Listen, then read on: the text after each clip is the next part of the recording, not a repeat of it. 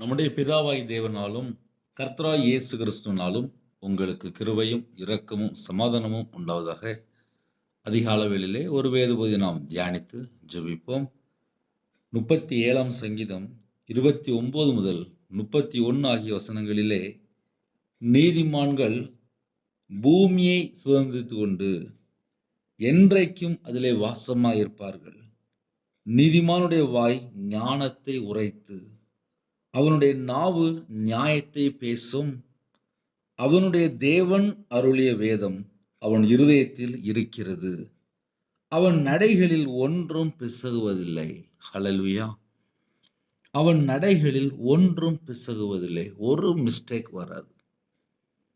நீதிமான்கள் பூமியை சுதந்தரித்துக் கொண்டு, பூமியை சுதந்தரிக்கணும், ஆசீர்வாதத்தை பெற்றுக்கொள்ளணும். நம்ம நீதிமானாக வாழும்போது பூமியை சுதந்திரித்துக் கொள்ள முடியும். என்றைக்கும் அதிலே வாசமாயிருப்பார்கள். இந்த பூமியிலே வாழ்ற காலத்திலே சமாதானத்தோடு, சந்தோஷத்தோடு, ஆசீர்வாதத்தோடு இருக்கணும் அப்படின்னா நீதிமானாக நம்ம வாழ வேண்டும். பல வேளையிலே இந்த உலகத்துள்ள கடந்து போகும்போது, பல சோதனைக்குள்ளே அகப்படும் போது நம்ம என்ன யோசித்து பார்க்கணும் அப்படின்னா, உமது வேதத்தை விட்டு விலகிற துன்மார்க்கர் என்று 119ஆம் சங்கீதத்தில் எழுதப்பட்டிருக்கு. உமது வேதத்தை விட்டு விலகிற துன்மார்க்கனா மாறிடக்கூடாது ஆண்டவரே. நான் உம்முடைய வார்த்தைக்கு கீழ்ப்படினும். என் இருதயத்துக்குள்ளே தேவனுடைய வார்த்தை இருக்கணும். என் கூட நீங்க பேசுங்கப்பா என்று நம்ம ஜெபிக்கலாம். ஏன்னா பல வேளையிலே நம்ம இந்த உலகத்துக்குள்ள கடந்து போகும்போது கர்த்தருடைய வார்த்தையை விட்டு விலகிறதுக்கு அநேக காரியங்கள் சத்துரு விதைச்சு வச்சிருக்கிறான். எந்த பக்கம் திரும்பி பார்த்தாலும் சத்துரு விதைச்சு வச்சிருக்கிறான். நீதிமான் அப்படின்னு சொல்லி பார்க்கும்போது தேவன் அருளிய வேதம் அவங்களுடைய இருதயத்துக்குள்ளே இருக்கும். நம்ம இருதயத்துக்குள்ளே தேவனுடைய வார்த்தை இருக்கும்போது எந்த ஒரு காரியத்திலுமே மிஸ்டேக் வராது. நீதிமான்கள் பூமியை சுதந்திரித்து கொண்டு, பூமியை சுதந்திரிக்கணும் அப்படின்னாலே நீதிமானாக இருக்கணும். என்றைக்கும் அதிலே வாசமா இருப்பார்கள். நம்ம இந்த பூமியிலே சமாதானமா இருக்கணும், சந்தோஷமா இருக்கணும், ஆசீர்வாதமா இருக்கணும் அப்படின்னா நீதிமானாக காணப்பட வேண்டும். நீதிமானுடைய வாய் ஞானத்தை உரைத்து. ஒரு மனுஷன் நீதிமானா இருக்கிறான் அப்படின்னா எப்படி கண்டுபிடிக்க முடியும்? ஞானத்தை உரைத்து ஞானமுள்ள வார்த்தையை பேசுவாங்க. ஞானம் இல்லாத வார்த்தையை பேசும்போது துன்மார்க்க லிஸ்ட்ல போயிருந்தாங்க. வீண் வார்த்தையோ, தேவையில்லாத வார்த்தையோ, உலகத்துடைய காரியமோ, அழிந்து போற காரியமோ, அநித்தியமான காரியம், இப்படி நம்ம நிறைய சொல்லலாம். ஒரு மனுஷன் கிறிஸ்துவுக்குள் இருக்கும்போது ஆவிக்குரிய வார்த்தை பேசி கொண்டிருப்பாங்க. உலகத்துக்குள்ள காரியத்தை திரும்பி கூட பார்க்க மாட்டாங்க. ஆவிக்குரிய பிள்ளைகள் அப்படின்னாலே நீதிமானாக இருக்கும்போது ஆசீர்வாதத்தை பெற்றுக்கொள்ள முடியும். அவங்களுடைய நாவிலே ஞானமுள்ள வார்த்தை காணப்படும். நீதிமானுடைய வாய் ஞானத்தை உரைத்து அவனுடைய நாவு நியாயத்தை பேசும். நியாயமான காரியத்தை பேசிட்டு இருப்பாங்க. அநியாயமா விலகி போயிடுவாங்க. நியாயத்தை பேசும். பல வேளையிலே நம்ம கூட இருக்கிறவங்க அநியாயமான காரியங்களை பேசுறாங்களா, நியாயமான காரியங்களை பேசுறாங்களா, இந்த ரெண்டை கண்டுபிடித்தால் ஆவிக்குரிய வாழ்க்கையில் வளரவும் முடியும், மற்றவர்கள் யார் என்பதை அறிந்து கொள்ளவும் முடியும். நீதிமானுடைய வாய் ஞானத்தை உரைத்து ஞானமுள்ள வார்த்தையை பேசுவாங்க. அதே நேரத்தில் அவனுடைய நாவு நியாயத்தை பேசும். எது நியாயம், எது அநியாயம், அதை பேசுவாங்க. நியாயத்தை பேசும். அப்போ நீதிமான் யாருன்னு சொல்லி பார்க்கும்போது, பூமியை எப்படி சுதந்திரிக்கணும் அப்படின்னு சொல்லி பார்க்கும்போது ஞானமாக பேசுவாங்க. அதே நேரத்தில் நியாயத்தை பேசுவாங்க. அவனுடைய தேவன் அருளிய வேதம் அவன் இருதயத்தில் இருக்கிறது. இருதயத்துக்குள்ளே தேவனுடைய வார்த்தை இருக்குமானால் நம்முடைய வாழ்க்கையிலே எந்த ஒரு மிஸ்டேக்கும் வராது. அவன் நடைகளில் ஒன்றும் பிசகுவதில்லை. நடையில கூட எந்த ஒரு மிஸ்டேக்கும் இருக்காது. ஹல்லேலூயா. இந்த நாளிலும் நம்ம இருதயத்துக்குள்ளே தேவனோட வார்த்தை நிரம்பி இருக்கணும் அப்படின்னா, பல மணி நேரம் வேதத்தை தியானிக்கிற பிள்ளைகளாக மாற வேண்டும். உலகத்துக்குள்ள கடந்து போகும்போது, பல மணி நேரம் வேஸ்ட் ஆகுற அளவுக்கு சத்துரு நெறைய விதைச்சு வச்சிருக்கான். கையில இருக்க செல்ஃபோன் பல மணி நேரம் சாப்பிட்டுருது. இன்னைக்கு உலகத்துக்குள்ள போற மக்கள் ஏராளமா இருக்கிறாங்க. தேவனுடைய சமூகத்துல ஒரு மனுஷன் காத்திருக்கும்போது தான், ஜீவனுள்ள வார்த்தையை தியானிக்கும்போது தான், தேவனோடு தொடர்பு கொள்ளும்போது தான், அவனோட வாழ்க்கை ஆசீர்வாதமா இருக்கும். வசனத்தை அதிகமா தியானித்து, ஜெபிக்கிற பிள்ளைகளா இருக்கும்போது, ஆசீர்வாதத்தை பெற்றுக்கொள்ள முடியும். 24 மணி நேரத்திலே எவ்வளவு நேரம் வேஸ்ட் பண்றோம்? எவ்வளவு நேரம் தேவையில்லாம பேசுறோம்? எந்த இடத்துல இருக்கிறோம்? யார்ட்ட பழகுறோம்? எவ்வளவு நேரம் ஒரு நாளைக்கு வேஸ்ட் ஆகுது?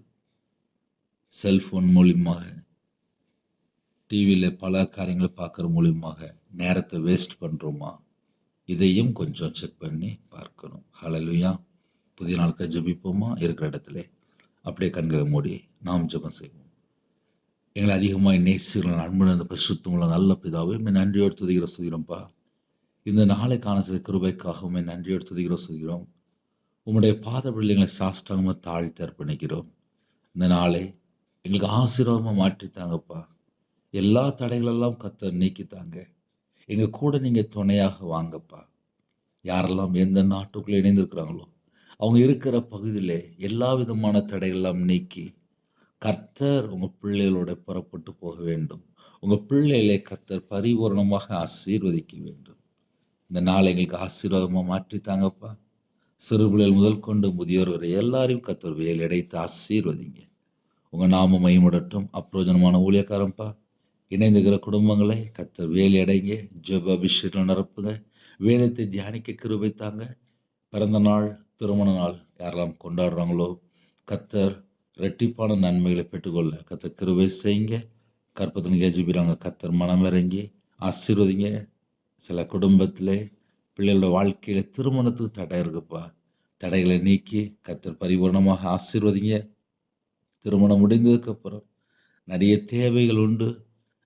குடும்பத்துக்குள்ளே சமாதானம் இல்லாத சில காரியங்கள் உண்டு. அதையும் கர்த்தர் சந்தித்து பிள்ளைகளோட வாழ்க்கையில ஆசீர்வாதமா மாற்றித்தாங்க.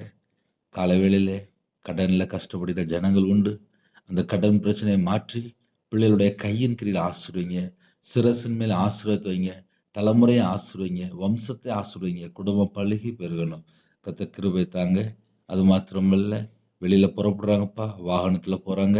எத்தனையோ குடும்பத்திலே வேற வேற பகுதியில இருக்கிறாங்க. அவங்க இருக்கிற இடத்துல கர்த்தர் விசேஷமாக வேலை அடைங்க. உங்க பிள்ளைகளை கர்த்தர் பாதுகாத்துக் கொள்ளுங்க. தேவையில்லாத எந்த ஒரு காரியத்திலும் சிக்கிக் கொள்ளாதபடி கர்த்தர் முன்னும் பின்னுமாக தேவ தூதரை நிப்பாட்டி பாதுகாத்துக் கொள்ளுங்க. சரீரத்தில பலவீனத்தோடு படுத்த படுக்கையில, ஹாஸ்பிட்டல்ல, அவசர சிகிச்சையில, ஐசியூ வார்டுல யாரெல்லாம் இணைந்து ஜெபிக்கிறாங்களோ, கர்த்தருடைய கரம் பிள்ளைகளை தொட்டு சுகமாக்கட்டும்பா. பரிபூரணமா சுகமாக்கி, அப்பா விசேஷமா பிள்ளைகளுக்கு தீர்காயுசு தாங்க ராஜா. உம்முடைய தழும்புல கரத்தினால சுகமானில என்று வேதம் சொல்லும்படி, அவங்களோட அக்கிரமம், அவங்களுடைய பாவத்தை எல்லாம் மன்னித்து, கர்த்தர் மறுபடியுமா சுகமாக்கி தீர்காயுசு தந்து ஆசீர்வதிங்க. உம்முடைய கரத்தில அர்ப்பணிக்கிறோம் ராஜா. யாரெல்லாம் தங்களை தாழ்த்துறாங்களோ, அந்த குடும்பத்தை கர்த்தர் பரிபூரணமா ஆசீர்வதிங்க. அப்பத்தின் தண்ணீர் ஆசீர்வதிங்க. உம்முடைய வார்த்தைக்கு நாங்கள் கீழ்ப்படிந்து, உம்முடைய சித்தத்தை நாங்க அறிந்து கொண்டு, தீமையை வெறுத்து, நன்மை பின்பற்ற கர்த்தர் எங்களுக்கு கிருபை தாங்க ராஜா. இந்த உலகத்துல எந்த ஒரு நாச மோசங்களுக்கும் சிக்கிக் கொள்ளாதபடி கர்த்தர் வேலையடைங்க. இந்த நாளை எங்களுக்கு ஆசீர்வதித்தாங்க. படிக்கிற பிள்ளைகள் உம்முடைய பாதத்தில் அர்ப்பணிக்கிறோம்ப்பா. வேற வேற நாட்டுல இருக்கிறாங்கப்பா. அவங்க இருக்கிற இடத்துல கர்த்தருக்கு பிரியமானபடி வாழ்ந்து ஆசீர்வாதங்களை பெற்றுக்கொள்ளும். தேவன் அருளி அப்ப மினிஸ்டர் மூலியமாக இணைந்துகிற குடும்பங்கள், அப்பா கர்த்தருக்கு பிரியமானபடி வாழ எங்களை தாழ்த்திறோம், அர்ப்பணிக்கிறோம். இந்த நாளிலும் கர்த்தர் ஆசீர்வதிங்க ராஜா. எத்தனையோ குடும்பத்திலே காலவேளை இணைந்திருக்கிறாங்க. சில குடும்பத்திலே கண்ணீரோடு, கவலையோடு, வேதனையோடு, துக்கத்தோடு, பலவிதமான பிரச்சனையோடு வாழ்ந்துட்டு இருக்காங்கப்பா. அப்படிப்பட்ட ஜனங்களை கர்த்தர் சந்தித்து, இந்த நாளிலும் பிள்ளைகளோட உபத்திரத்தை மாற்றி, வேதனையை நீக்கி, துக்கத்தை மாற்றி, கர்த்தர் பரிபூர்ணமாக ஆசீர்வதிங்க. யாரெல்லாம் எந்தெந்த காரியத்துக்காக ஜெபிக்கிறாங்களோ, தடைகளை நீக்கி தாங்கப்பா. அது மாத்திரமல்ல, வீடு கட்டுறேன்னு சொல்லி நினைக்கிறாங்க. கர்த்தர் ஆசீர்வாதமா மாற்றித்தாங்க. தேவைகள் உண்டு. கர்த்தர் சந்திங்க. வேலைக்காக புறப்படுறாங்க. சில குடும்பத்தில் வேலை இல்லாம இருக்கு. கர்த்தர் வாசல் திறந்து, மனிதருடைய கண்களிலே தயவு கிடைக்கிறதுக்கு கிருபை செய்யுங்க ராஜா. இந்த நாளிலும் காலை வேளையிலே வாட்ச்மேன் ஜெபிக்கிறாங்க, செக்யூரிட்டி ஜெபிக்கிறாங்க, போலீஸ் ஆஃபீஸ் ஜெபிக்கிறாங்க, ஆர்மியில் ஜெபிக்கிறாங்க, அதிகாரிகள் ஜெபிக்கிறாங்க, தலைவர் ஜெபிக்கிறாங்க, டாக்டர், நர்ஸ், இன்னுமாக டீச்சர் ஜெபிக்கிறாங்க. எல்லாரையுமே கர்த்தர் பரிசுத்தப்படுத்தி உம்முடைய பிள்ளைகளை ஆசீர்வதிங்க. இந்த நாளிலும் எல்லா குடும்பத்தோட கர்த்தர் கூட இருந்து பரிபூரணமாக ஆசீர்வதிங்க. உங்க நாமம் மகிமைப்படட்டும்ப்பா. உமக்கு பிரியமானபடி வாழ்ந்து, பரிசுத்தமா வாழ்ந்து, நீதியை பின்பற்றி, எல்லாவற்றிற்காக ஸ்தோத்திரம் செலுத்தி, இடைவிடாமல் ஜெபித்து, தீமையான காரியத்தை வெறுத்து, நன்மையை பின்பற்றி, உமக்கு பிரியமானபடி வாழ்ந்து, ஆசீர்வாதங்களை பெற்றுக்கொள்ள கர்த்தர் கிருபை செய்யுங்க. கர்த்தர் பொறுப்படுத்தலுங்க. உங்க நாமம் மட்டுமே விடட்டும். உம்முடைய ஜீவன்களை தாழ்த்திட பண்ணிடும். துதி கன மகிமை எல்லாம் ஒருவருக்கே செலுத்திடுவோம். இயேசு கிறிஸ்துவின் பிதாவே ஆமென். தேவனுக்கே மகிமை உண்டாதாக. கிறிஸ்துவில் பிரியமானவர்களே, 9442504351 என்ற நம்பர் கொண்டால் உங்களுக்கு ஜெபிப்போம். God bless you.